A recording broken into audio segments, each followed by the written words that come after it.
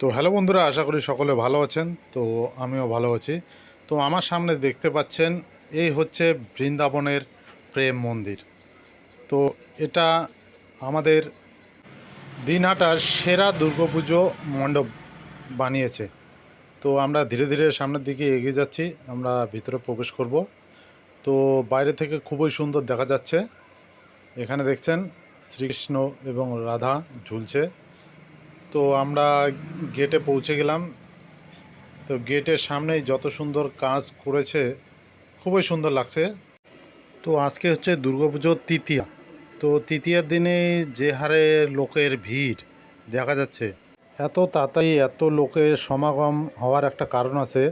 আমাদের দিনহাটা খুব নামডাক আছে দুর্গাপুজোয়। তো ফাইনালি আমি ভিতরে প্রবেশ করলাম। তো ভিতরে এত সুন্দর দৃশ্য দেখে মন ভরে যাচ্ছে।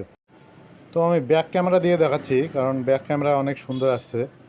তো দেখতে পাচ্ছেন এই যে প্রত্যেকটা জায়গায় কত সুন্দর দৃশ্য। পিলারগুলো উপরে দেখেন কত সুন্দর সুন্দর ঝাঁঝর লাগিয়েছে, ঝাঁ চকচকে, একদম মনে হয় বাস্তব মন্দিরে আমরা দাঁড়িয়ে আছি। তো বন্ধুরা, যদি আপনারা দিনাটা আসেন, অবশ্যই প্রেম মন্দির ঘুরে যাবেন। খুবই সুন্দর বানিয়েছে, আপনাদের মন ভরে যাবে। বৃন্দাবন মন্দির তো সহজে যাওয়া সম্ভব না, তো আমরা এখানে দেখে উপলব্ধি করছি কত সুন্দর হবে তাহলে বৃন্দাবন।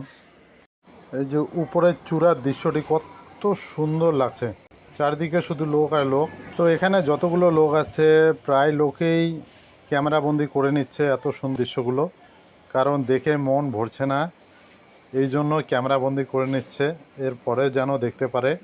তো আমিও করে নিলাম আপনাদের দেখানোর জন্য। তো আপনারা দেখবেন অবশ্যই।